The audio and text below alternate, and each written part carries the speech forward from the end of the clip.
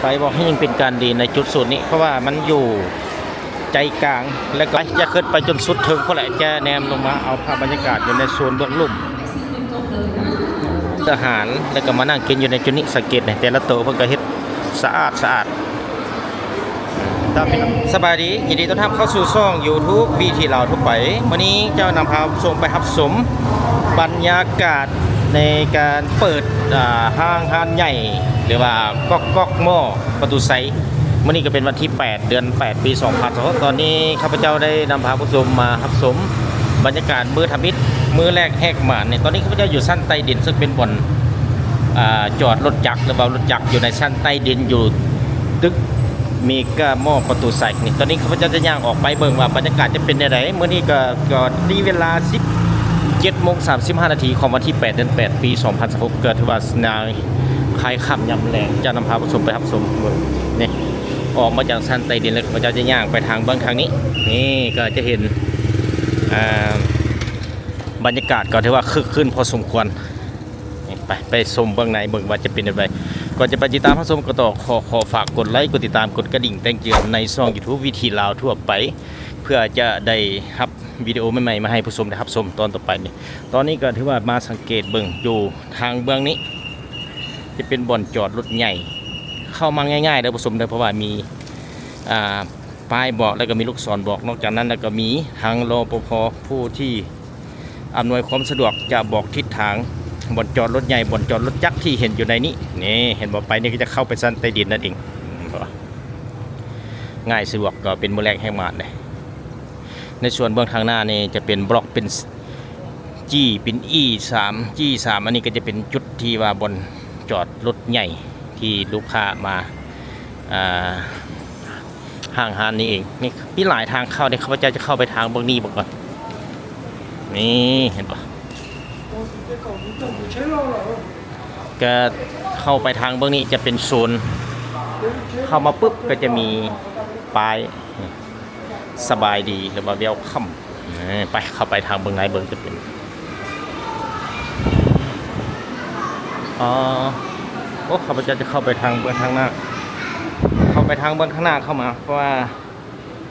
ทางนี้ก็เป็นทางข้างแหละที่จริงก็เข้าได้อยู่หลายทางนี่ข้าพเจ้าจะยังไปทางเบื้องนี้ตอนนี้ก็ถือว่าได้ตอนใกล้ค่ำลงแรงแล้วเด้ก็มีหลายคนเพิ่นก็มาเปิดตั้งแต่เวลา9 โมงเช้าพุ่นของวันที่8เดือน8ปี2016ตอนนี้ข้าพเจ้าได้มาเอาอาศัยตอนยามแรงเป็นมือแรกแหกหมานได้ก็เบิ่งค่อนข้างอยากบางคนก็ยังบ่ทันลึงได้มาก็ต้องได้เลยค่อยไปค่อยมาค่อยเบิ่งเห็นบ่แกที่ว่าในช่วงนี้การใช้บริการรถเมล์ BRT นี่จากตลาดเช้าดงโดกตลาดเช้านี่ก็มีผู้คนที่ว่าใช้บริการดีเพราะว่าอยู่ตามสายทางเส้นนี้และก็สิ่งอำนวยความสะดวกมาจอดอยู่ในสถานีบ้านพลสะอาดนี่ก็ที่ว่าอยู่ซึ่งด้านหน้าของมีกับหมอกนี่เลยนี่ก็ที่ว่าสะดวกสบายมาทางเบื้องหน้านี่โอ้เห็นแล้วบาทนี่ก๊อกประตูใสคนว่า ก๊อกเมกาประตูใสสวยงามได้สังเกตเบิ่งผู้ชมในก็จะเป็นเครือข่ายเดียวกับโคลาวกรุ๊ปนี่สังเกตผู้ที่โบกรถอยู่จุดนั้นก็เป็นคนเกาหลีเนี่ยเห็นบ่เพิ่นมาบริการเพิ่นมาอำนวยความสะดวกบอกทิศทางเองวันนี้จะย่างไปทางเบื้องทางหน้าเพราะแหละจะไปเข้าตึกเบิ่งเกต4ประตูที่4นี่เอาเข้าไปทางเบื้องนี้ก่อนไปมาทางเบื้องนี้ก็ถือว่ายังมีผู้คนมาหลายอยู่ได้ไงก็ยังมีผู้คนมาหลายโอ้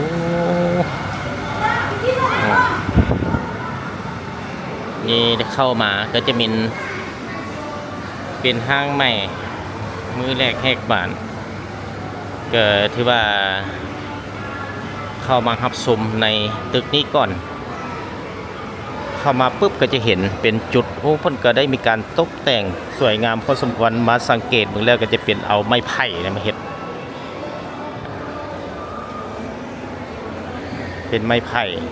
มาผ่าแล้วตกแต่งให้สวยงามนะมาติดอยู่ในจุดนี้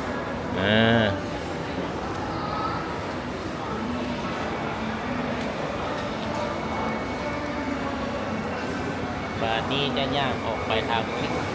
จะอ้อมหอบหมดก่อนแต่ข้าพเจ้าก็ได้มาทางทำเอเสร็จกันแต่ก็ FC ก็ได้เห็นเป็นพร้อมๆกันบัดจะย่างอ้อมหอบผมเป็นบริเวณนี้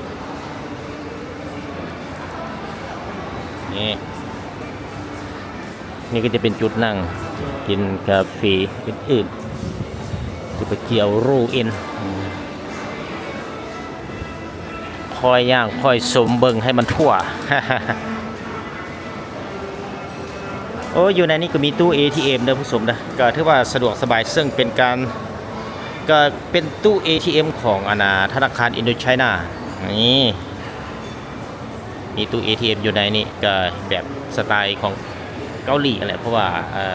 เป็นของเกาหลีเลย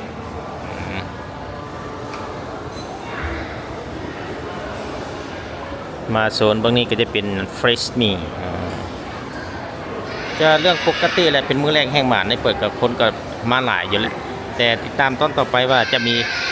คนมาเที่ยวหลายปกติแบบซี่บ่จะเลาะอยู่ในชั้นหนึ่งนี้ก่อนคนหลายโอ้จุดนี้ระวังเดี๋ยวเป็นพักแบบซี่เลยนี่เป็นแบบเรือนตาลายตาเนี่ย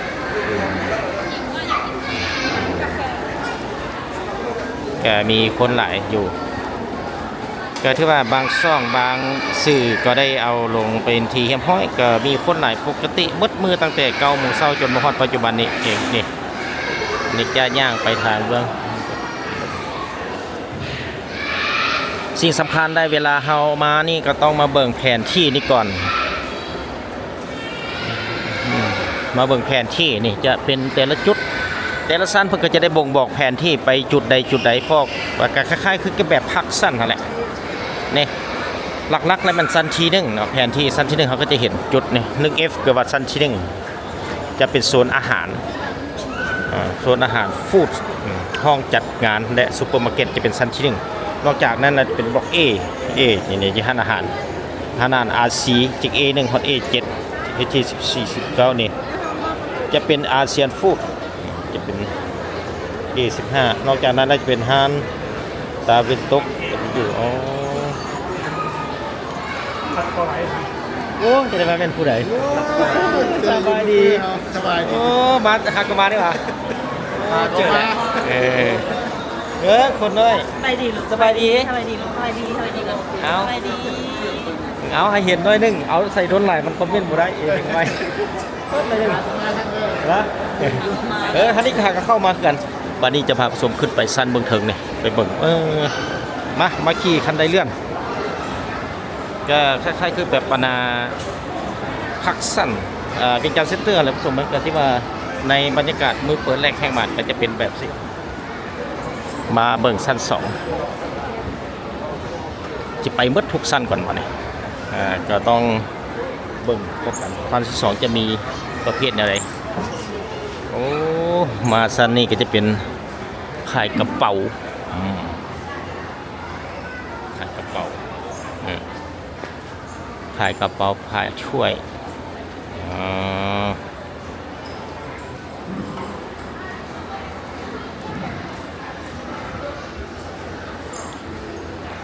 เป็นชั้นที่2มาโซนเบื้องนี้ก็จะเป็นห้านขายประเภทโซฟาเป็นตั้งเครื่องเฟอร์นิเจอร์ประเภทตั้งไป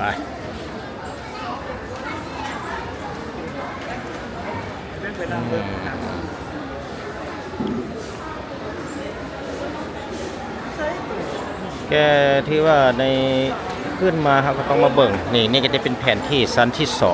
2 The Second Floor ชั้นที่2นี่ก็จะมีเป็นโซนอาหารไลฟ์สไตล์เครื่องดิจิตอลมาเบิ่งรอดอยู่ในจัดละเอียดดี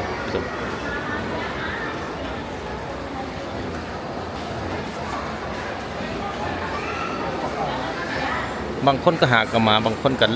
กลับบ้านมืดมืดเลย บางคนก็มาเลาะมาเบิ่งมาชมมาตากแอร์แล้วก็กลับ บัดนี้ในจุดพวกนี้ก็จะเป็นบนจุดออกของนักช้อปปิ้งมันก็จะมาคิดรายเงินอยู่ในจุดนี้บัดนี้ข้าพเจ้าจะขึ้นไปสั้นที่3ก่อนก่อนอื่นมันต้องขึ้นไปให้ครบสั้นก่อน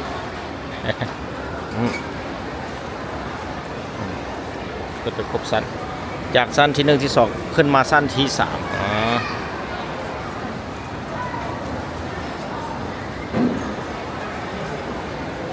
ถือว่าอีกหนึ่งบรรยากาศแต่ก็ถือว่ามีคนมาหลายพอสมควรมาเบิ้งสั้นที่3จะเป็นแบบใดอ๋อในสั้นที่3จะเป็นเวิร์นคิสเวิร์นหมายความว่าเป็นจุดหนึ่งที่ว่าบนเครื่องเด็กน้อยอ๋อเครื่องเด็กน้อยท่านผู้ชมเด้อนี่ขึ้นมาอยู่ในสั้นที่3นี่เป็นบนเครื่องเด็กน้อยแล้วก็บนเด็กน้อยลีนจะเป็นโซนเด็กน้อยลีนโอ้เดี๋ยวนายแลนยันต่ำเครื่องเลย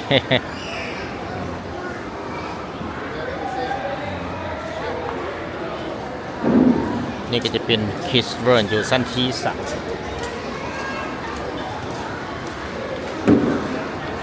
ก็ตอนนี้จะพาผู้ชมมาอยู่ในช่วงเบื้องทางนี้ก่อนตอนต่อไปนี่ครับจะพาไปเบื้องนั่นพุทธเป็นภาคเซิงโจวอยู่พุ่นเลาะตรงจุดนี้ก่อนนี่จะเป็นจุดลินเกมอ๋อจุดลินเกมที่ว่ายังบ่ทันได้เปิดเถื่อนี่ก็ยังมีถงยางเกาะหุ้มอยู่นี่คือว่ายังบ่ทันได้เปิดนี่มีแต่ว่าต่อไปเพื่อนก็จะได้มีเปิดมีการนำไส้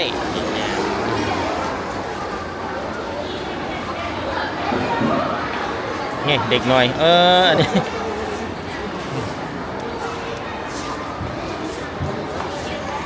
กำลังย่างเดินไปเดินมาสรุปวุ่นวายจบ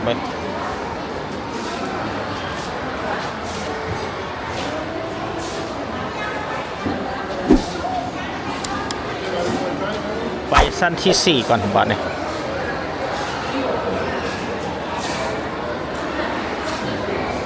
ก็ติดตามตอนต่อไปว่า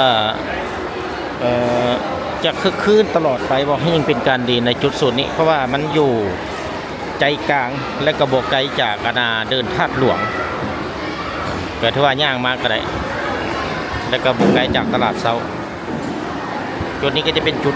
ลูลูคาเฟ่อ๋อจะเป็นลูลูคาเฟ่เขาซื้ออยู่ในจุดนั้นก็แล้วก็มานั่งกินอยู่ในจุดโต๊ะนี่ก็เมื่อเบื้องทางนี้ก็จะเป็นจุดที่ว่าบอลลีนเด็กน้อย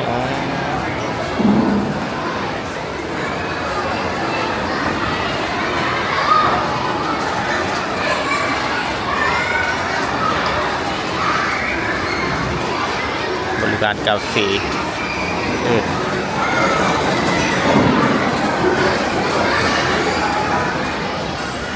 ไปขึ้นไปสั้นที4 บาทนี่อยากรู้ว่าสั้นแต่ละสั้นในสั้นที่4นี่ก็จะเป็นสินค้าพรีเมียมและสินค้าคัดสรรจากทั่วโลกของฝากลาวโคลาวทูเปียนี่แต่ละสั้นนี่เพิ่นก็จะเขียนอยู่ในป้ายนี่ละมี5สั้นที่5นี่จะเป็นห้องรับแขกพิเศษตอนนี้อยู่ชั้นที่3จะหมายสีแดงชั้นที่3วันนี้จะเข้าไปสั้นที่4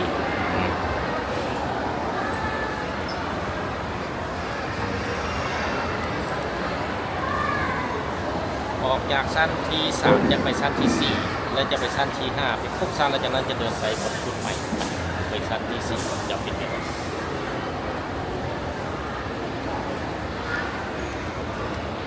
นี่มอสั้นที่4เป็นทีเฮียบห้อยตอนนี้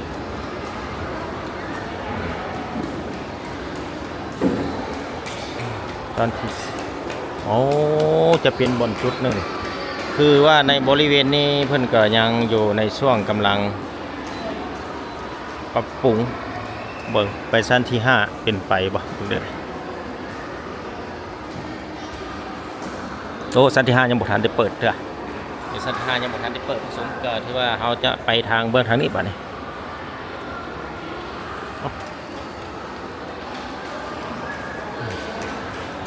เข้าไปชั้นที่4ออกไปจุดโซนพวกนี้มันจะเป็นแบบไหน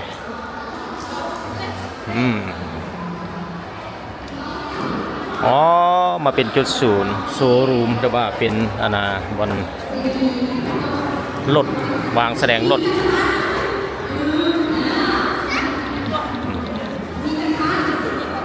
ต้องขอบใจ FC ทางภายในและต่างประเทศที่ช่วยเสียสนับสนุนช่อง YouTube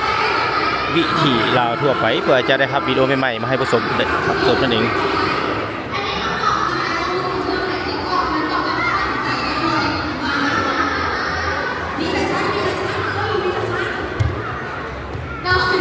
จะเป็นรถเกาหลีราคาเต็ม 36,000เพิ่นลดมีอยู่ $34,000ตอบนะวายอยากให้น้องๆตอบก่อนเนาะอย่าคนตอบสุดท้ายได้เรามาเริ่มจากทางด้านนี้เลยเนาะค่ะกองมีกล้ามมองประตูไซส์ของเขามีจักสั้นมีซีสั้นและสั้นที่เขาอยู่เป็นสั้นที่เท่าไหร่นั่นมาเอาดีๆมันมีการเล่นเกมผสมเอาดีๆให้พร้อมนะจะถือสูงแข่งเพื่อนถามเล็กน้อยว่าก็มีจักซัด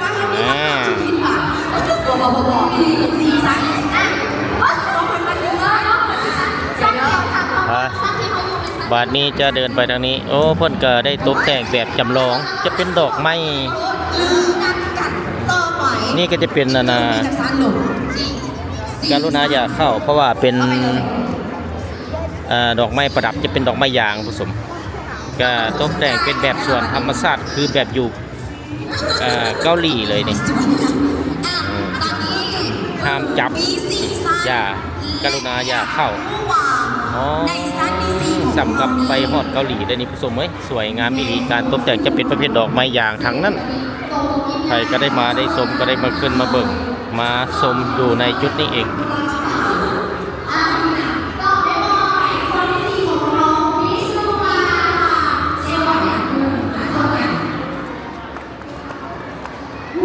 เป็นดอกไม้ยาง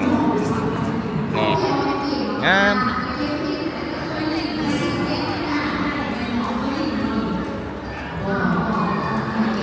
ก็ที่ว่าอีกจุดหนึ่งเพิ่นก็ได้ตกแต่งให้ลูกค้าที่มาใช้บริการมาลีนอยู่ในก๊อก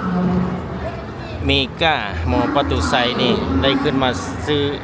เครื่องแล้วก็ได้มาเลาะมาสมเสมือนเห็นตัวจริงอยู่ส่วนธรรมศาสตร์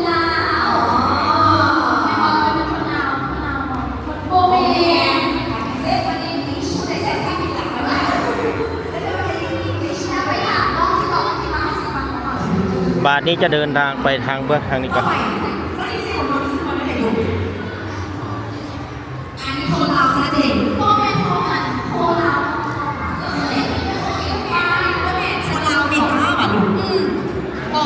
จุดลิ้นเกม ลิ้นเกมเอาปุ๊บของขวัญโคลาวโทเปียนี่นักเรียนก็จะได้กันแต่ผู้สมัครยูนิจะเป็นแบบโคลาวประตูไซโบเมนมาลุงโบเมนอีกแล้วชื่อว่าจะเป็นตัวใหม่ลุงก็ที่ว่าเพิ่นมาแสดงอยู่ในนี้ก็จะเป็นเป็นรถไฟฟ้าจะเป็นนี่ก็จะเป็นจะมีทางราคาเป็นเงินเหรียญ$8,900ในส่วนเป็นเงินเกียรติจะเป็น1ตื้อ297ล้านกีบเป็นจุดโซแสดงขายรถแดฮั่น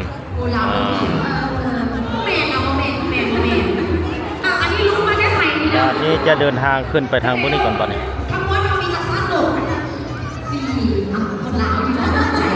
ค่อยชมค่อยเบิ่ง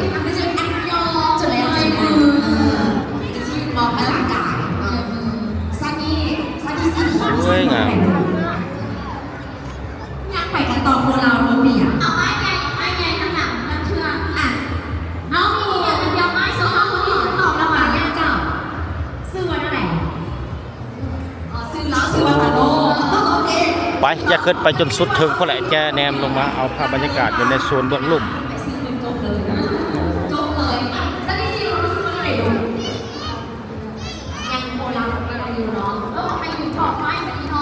ก็ต้องขอบใจที่ได้มาห้ามชมพร้อมกัน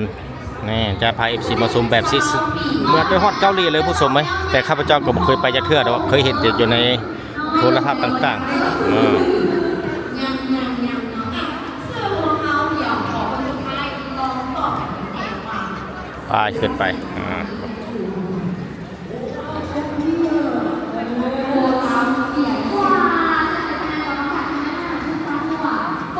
แต่ดอกไม้แต่ละชนิดครับพระเจ้าก็บ่รู้ชื่อมันก็มีแต่ว่าเบิ่งครับบ่รู้ชื่อมันน่ะจะเป็นชื่อเนี่ยได้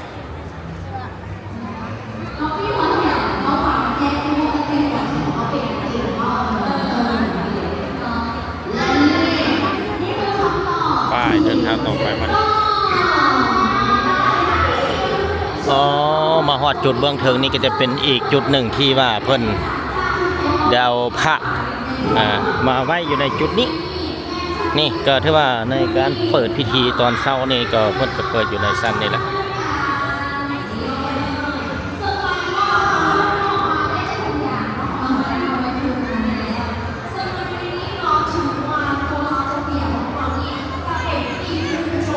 ในจุดต่างๆสังเกตเบิ่งจะมีการวางแสดงขายรถจะเป็นรถซอนเน็ตนั่นนะโซลันโตเป็นรถของโคลาวอะไรผสมนี่ก็ถือว่าโอ้มีแต่รถคันงามๆอยู่พุ่นเอามาอยู่ในส่วนเทิงแนมเข้าไปซ้ำกับไปลิ้นในส่วนธรรมศาสตร์เลยนี่ก็จะเก็บคนยางเวิร์นไปเวิร์นมาอยู่ในจุดนี้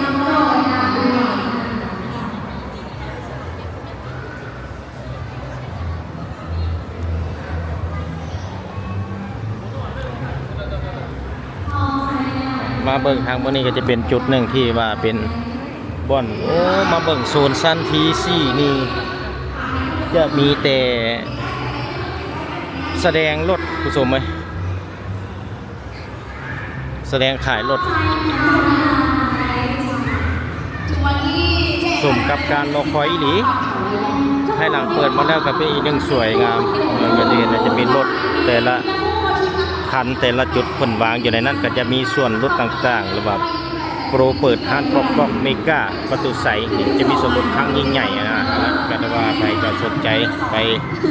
หับชมหับซื้อหับเบิ่งของคนได้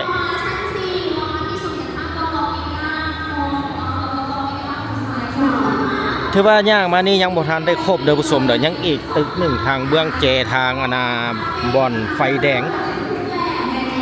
บ่อนไฟแดงพุ่นก็ยังสิได้ไปจุดนั้นอีกเดี๋ยวนี้มาเบิ่งจุดทางเบื้องติดกับโรงเรียนสินไซพี่ก่อนแล้วจากย่างไปอีกตึกเบื้องทัน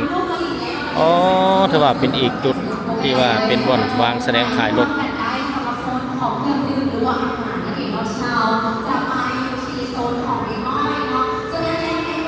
ถึงว่าใน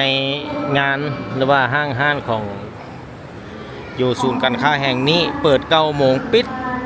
จะด่า22 โมงของทุกๆวันจันทร์วันอาทิตย์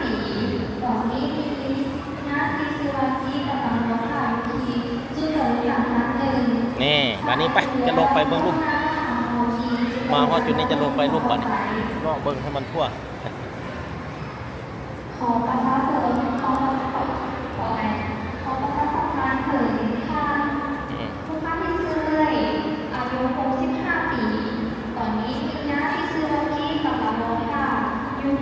มาอยู่จุดพื้นจะมีพวกคนเลาะ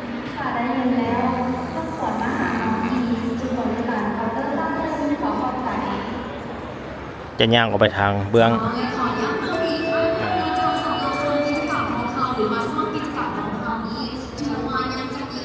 ก็ว่าแล้วเปิดใหม่ก็แน่นอนแหละคนก็มาชมมาเบิ่งหลายพอสมควรมานั่งถ่ายรูปอยู่ในจุดนี้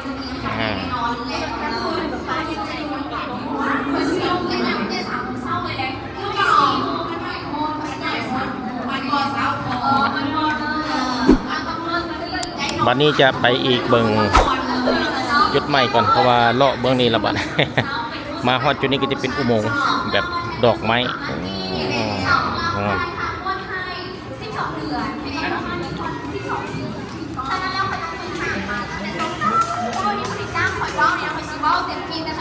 โอ้สุดยอดอีหลีสมกับการรอคอยผู้ชมบรรยากาศที่ว่าได้อีกหนึ่งบรรยากาศได้เอาภาพแบบงามๆอยู่ในโซนชั้นที่4จะเป็นแบบสิ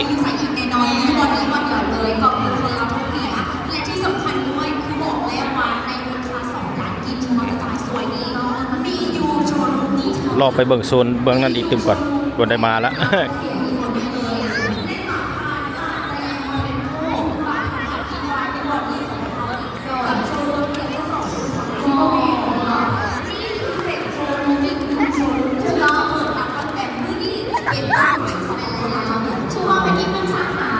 อ๋อมาจุดนี้ก็จะเป็นรถไฟ เป็นรถไฟที่จะให้บริการต่อไป เพราะว่าตอนนี้เพิ่นอาจจะยังบ่ทันได้ใช้บ่หรือว่าใดๆเนี่ยเพิ่นก็อยู่ในเป็นรถไฟเด็กน้อยมักได้แท้ได้ผู้สูงวัยเพิ่นกัน การไปหาโชว์รูมเนื่องจากว่าอาจจะอยู่ในพื้นที่ที่ไกลแนวสะดวกในสถานเรามีทีมโน้ตใจกลางเมืองนครหลวงเวียงจันทร์เนาะมีศูนย์การค้าตรงมีก้าวของพวกเราขึ้นมาชั้น4แอร์ก็เปิดเย็นสบายมาพร้อมกับลูก ชั้นที่สี่ ก็ได้เนาะเย็นจนหนาว นี่ก็จะเป็นพิธีกรเพิ่น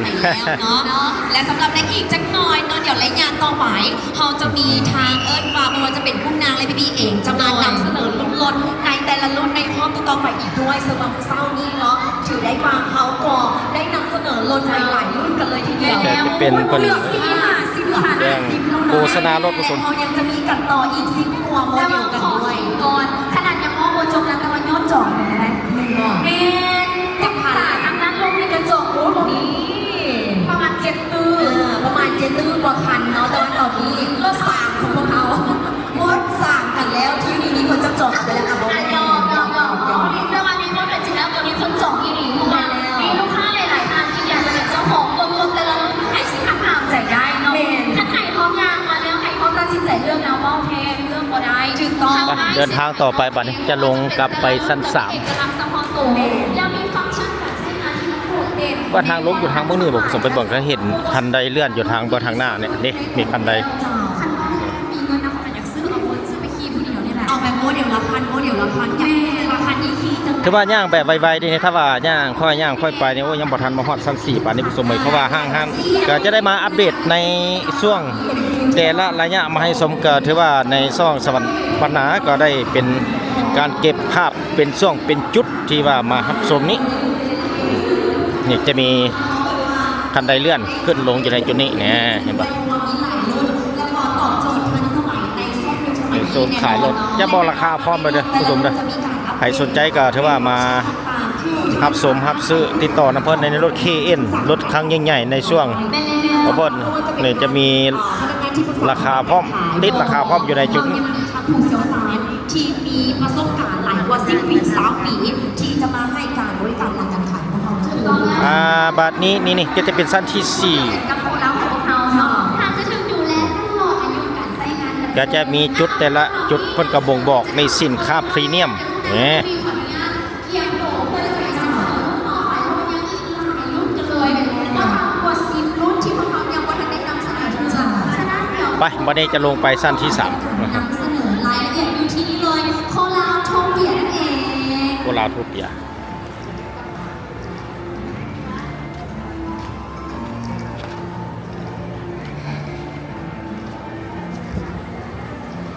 เป็นคันใดนี่จะเป็นแบบคันใด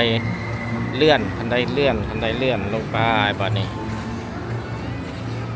ก็เดินต้องขอขอบใจ FC ทางภายในและต่างประเทศที่ช่วยเสียสนับสนุนช่อง YouTube วิถีเราทั่วไปเพื่อจะได้รับวิดีโอใหม่ๆมาให้ผู้ชมได้รับชมในตอนต่อไป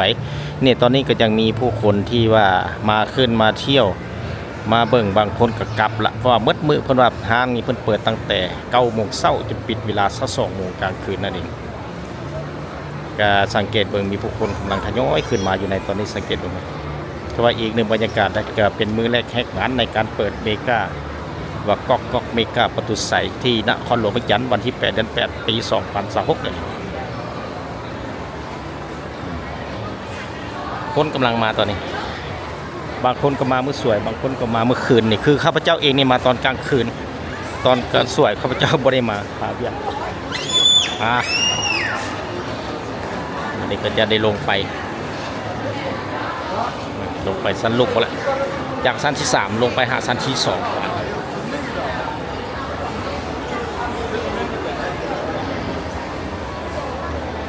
ก็ถือว่า ได้มาฮับชมพร้อมกันทาง FC ก็อีกหนึ่งบรรยากาศได้ภายหลังที่เพิ่นได้เปิดห้างฮันส์นาใหญ่ระดับ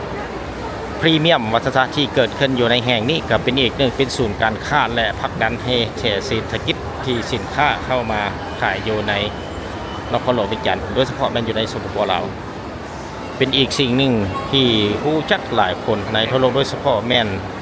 ทางเกาหลีเนาะเพราะว่าเป็นเครือข่ายเดียวกับบริษัทโคลากรุ๊ปนั่นเอง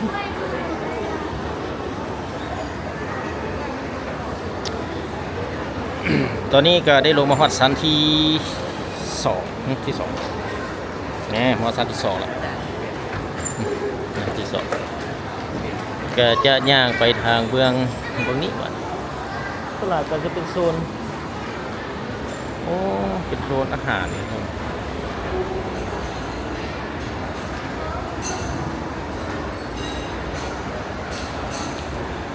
เขตนี้จะเป็นโซนอาหารเป็นสุดยอดบุฟเฟ่คุณภาพระดับพรีเมียมอลังการมีอยู่267เมนูเป็นบุฟเฟ่แบบพรีเมียม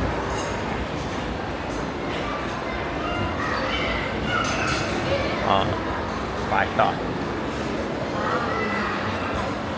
เข้ามาอยู่โซนนี่ทุกอย่างมาฮอดจุดที่ใกล้กับบ่อนไฟแดงแหละผู้ชมเลยนี่เขาอยู่ในชั้นที่2แนวลงไปหาชั้นที่1ก็จะมีแขกคนเต็มนี่จะเป็นยัวใหญ่แปลนปานตะมดนี่ก็จะเป็นตัวหมา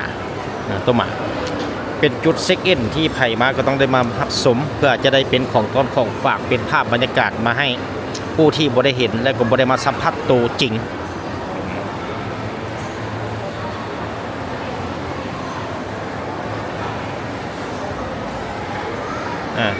ตัวหมาก็ถือว่าขับตาคุ้มคบอยู่สุด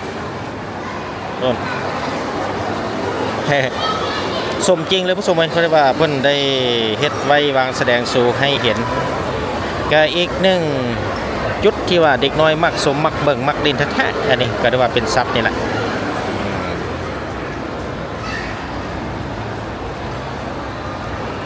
ไปวันนี้ก็จะได้ย่างเลาะ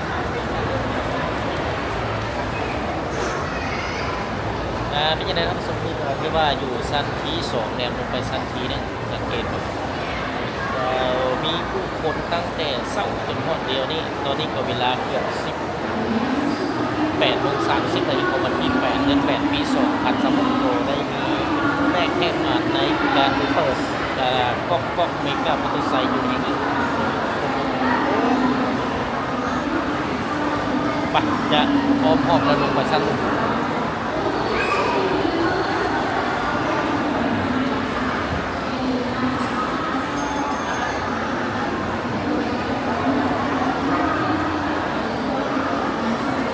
มาชั้นนี่ก็จะเป็นฮ่องกงคิทเช่นก็จะเป็นอาหารของฮ่องกง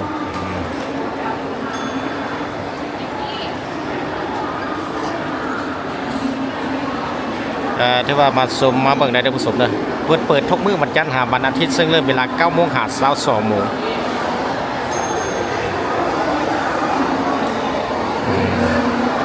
ไปเดินทางต่อไปบัดในโซนทางบางนี้ก็จะเห็นจะเป็นจุดหนึ่งที่ว่ามีผู้คนมาซื้ออาหารแล้วก็มานั่งกินอยู่ในจุดนี้สังเกตในแต่ละโต๊ะเพิ่นก็เฮ็ดสะอาดถ้าเป็นน้ำเปิดใหม่แต่ติดตามตอนต่อไปข้าพเจ้าจะนำพาผู้ชมได้กับมาอัปเดตให้แต่ละระยะให้ท่านผู้ชมได้ชมเอง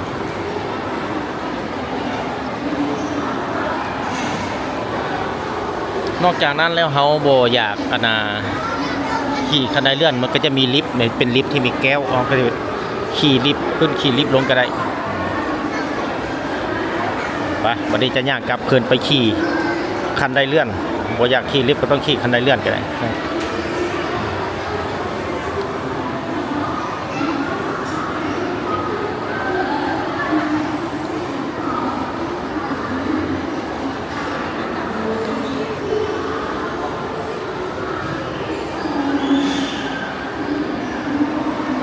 นี่ก็จะเป็นอาหารบุฟเฟ่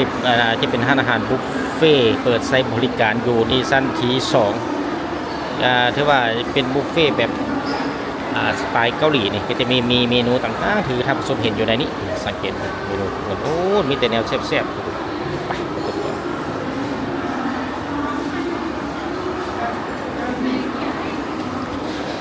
ที่ว่าย่าง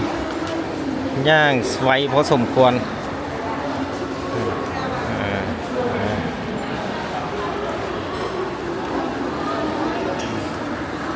นอกจากนั้นแล้วโบมีแต่ชาวลาวก็จะมีทางแขกท่องเที่ยวทางภายในและต่างประเทศที่มาท่องเที่ยวก็ได้มารับชมก็เหมือน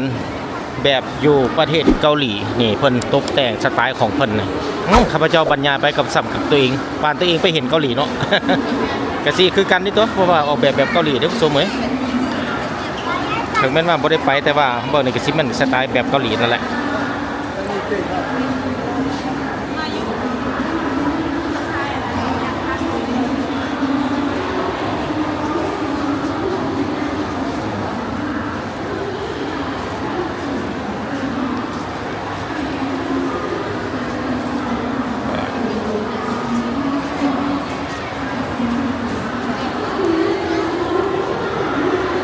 แต่ละจุดเพิ่นก็จะได้มีบ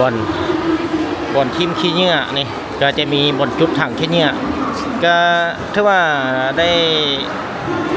ระมัดระวังเอาสมมาที่ว่ามาใช้บริการนี่เรื่องหลักๆก็เป็นเรื่องปัญหาขี้เหงื่อแหละเขาก็ต้องไปแบบสากลเพิ่นเขาก็ต้องควรเป็นเจ้าภาพเจ้าการนำกันที่ว่าใช้แล้วมีความรับผิดชอบ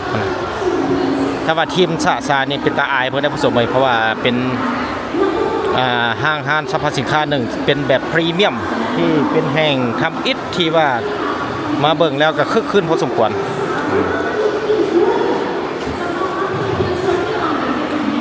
มาทางเบื้องนี้ก็จะเป็นจุดหนึ่งจะเป็นบ่อนนั่งจะมีผู้คนประโยชน์จุดนั้นนั่งแล้วสมรถอยู่ในจุดนี้นี่จะเป็นวันนี้ข้าพเจ้าจะย่างไปโซนบ้างนะโซนที่ว่ามีบ่อนนั่งอยู่พุทธสังเกตมีบ่อนนั่ง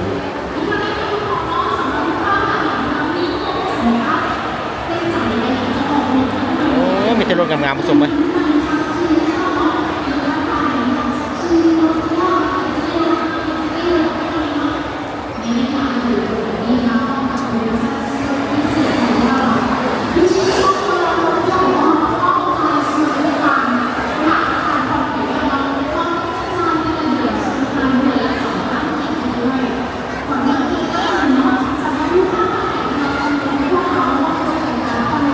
ไปเดินทางต่อไป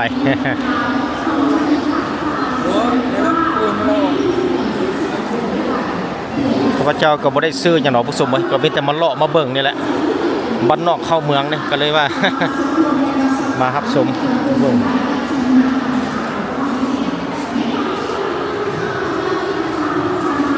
นี่ก็จะเป็นห้านon the table ก็จะเป็นห้านแบบสปาเกตตี้โตเกียวคาเฟ่ประจัดอยู่ในชั้นที่2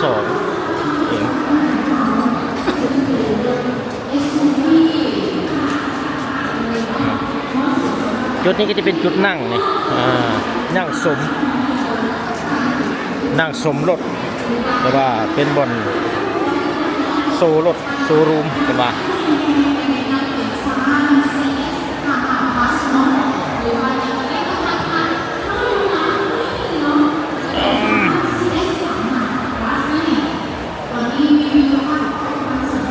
แนมมึงรถแต่ละคันก็มีแต่คันงา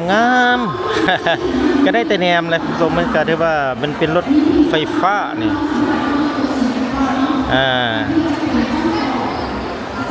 ราคา $8,900 นี่ $8,900เนี่ยเพิ่นจะมีราคาอยู่หั่นน่ะ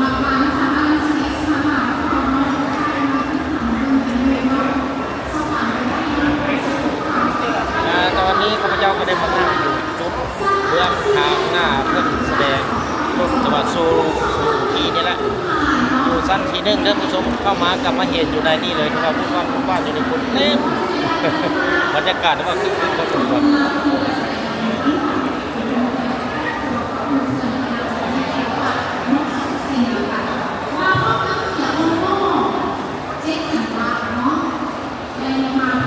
คนกำลังมาก็มีได้เนี่ยสังเกต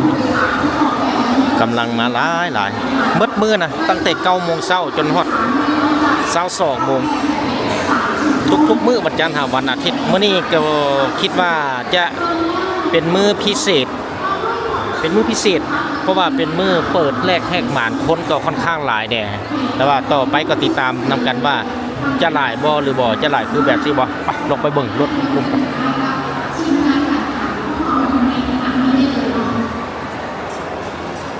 น้องคุณน้องคุณทีน้องสาวน้องสาวน้องคุณน้องคุณทีจะทำอะไรคะน้องเห็นก่อนได้เนาะ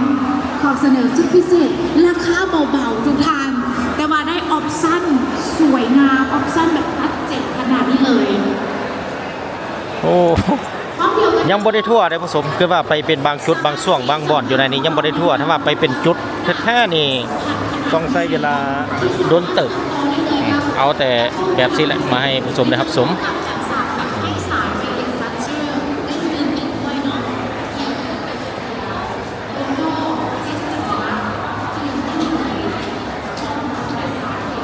จุดนี้ก็จะเป็นฮานาจิปปี้แฮปปี้ฟิงเกอร์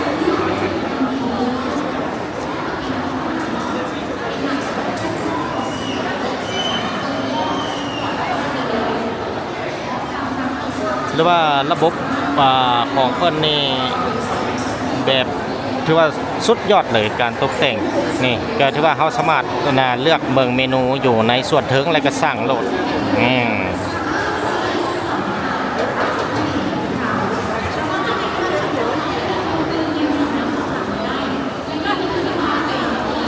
คิดว่าอยู่ในจุดดังกล่าวนี่ก็ยังมีหลายบ่อนได้ที่ไปเห็นประกาศรับสมัครพนักงานผู้ชมก็ถือว่ามาชมมาเบิ่งมาสมัครได้นี่ก็ถือว่ายังเป็นอีกหนึ่งจุดเพราะว่าจะเป็นการค้าขายสินค้าอาหารอื่นๆนอกจากนั้นแล้วก็ยังเป็นจุดสถานที่สร้างเวียกงานทำให้ผู้ที่ว่าใจมักฮักในการค้าขายหรือว่ามาเฮ็ดเวียกอยู่ในตึกแห่งนี้เองไปบ้านนี้ไปเบิ่งหมา นี่ตัวหมาไทยมาก็ต้องได้มาเช็คอินมาเบิ่งตัวหมาแกงหางเด็กๆเด็กๆอยู่ห้ามจับและขึ้นเหยียบก็มีแต่สมได้ห้ามจับ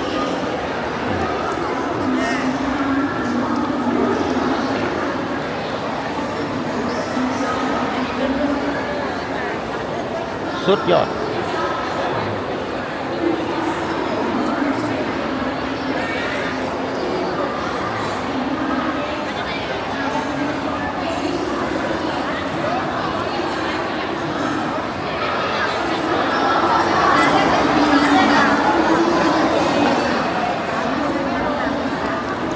บาทนี้จะย่างล่อออกไป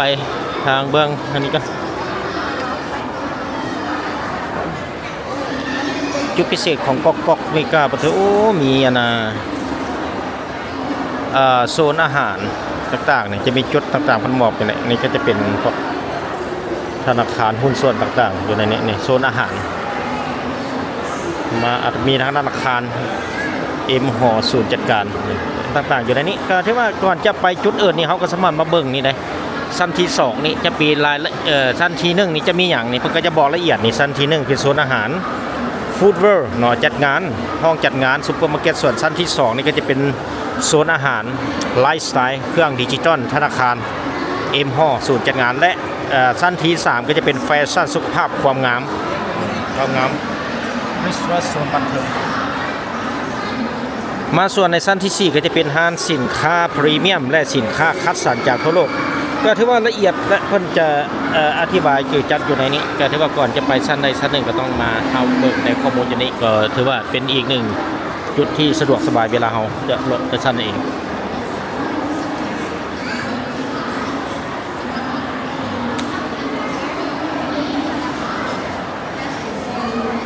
ไปบัดนี้ไปเบิกทางเบิ่งนี่นี่จะเป็นทางออกเลยเป็นทางออกมันมืดตึบเราบนทางนอกอ๋อมืดตึบมืดแล้วได้ผสมตอนนี้ก็เวลาเกือบ19 โมงแล้ว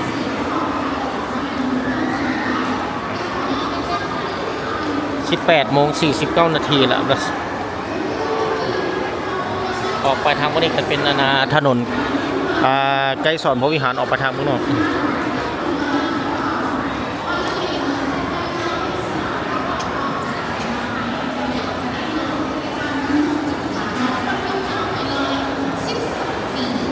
นี่ก็จะเป็นอาหารเนี่ยพวกร้านคาเฟ่เป็นบนจุดนั่งโอ้เป็นเค้กเป็นอย่างในส่วนเบื้องนี่ก็จะเป็นห้างคาเฟ่นี่ครับเป็นห้างคาเฟ่อยู่ที่ใกล้ๆกับบนกองคันไดเลื่อนนี่จะเป็นนอกจากนั้นแล้วจะเป็นร้านโปเตโต้อื่นเนาะ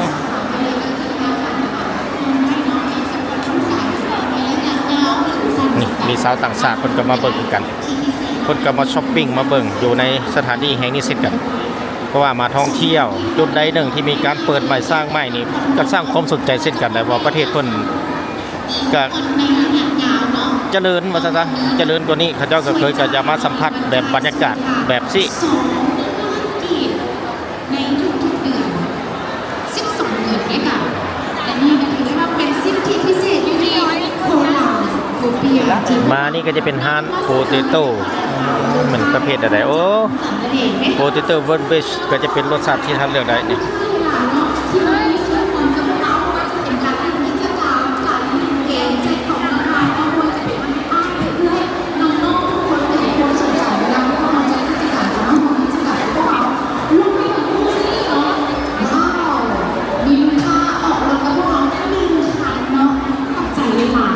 ก็ถือว่าได้ขายดีเพราะสมควรนะผสมมันแต่ละจุดกอกเมกาโมประตูไซของพวกเรานั่นเองเชิญชวนทางสามารถเบิ่งรถตัวจริงนั่นกันได้มือนี้เบิ่งรถบาทนี้จะได้ไปเบิ่งรถก่อนเลยเนาะเพราะมันจะอยู่ที่ซ้ำหนึ่งเนาะหรือว่าซ้ำสี่ใช่แล้วนี่ก็จะเป็นราคารถรถนี้ก็จะเป็นราคาอยู่34,900มีซิงมอเตอร์เนาะจะมีทั้งรถกระบะแล้วก็รถ SUV ขนาดใหญ่หรือรถอเนกประสงค์ในจุดนี้ก็จะเป็นคันหนึ่งนี่8,900จ่ายต่อเดือนแม่น1,297,710กีบเนี่ยยังเหลือเพียงแต่ 8,000จะมีราคาอยู่จ่ายต่อเดือนวัน1,297,710กีบเนี่ยคือจะเป็นรถไฟฟ้าอยู่ในเยอสเกตเนี่ยเป็นรถจิมมี่แต่ห้างจิมมี่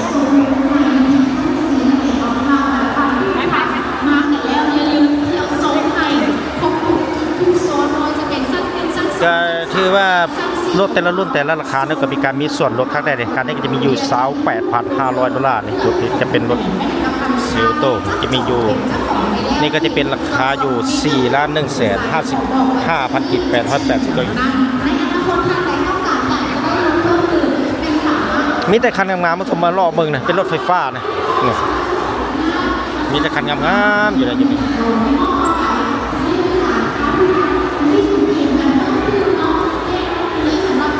เป็นยังไงครับส่วนมาวันนี้การนำเสนอเมนูตัวนี้จะขอจบเพียงเท่านี้พบ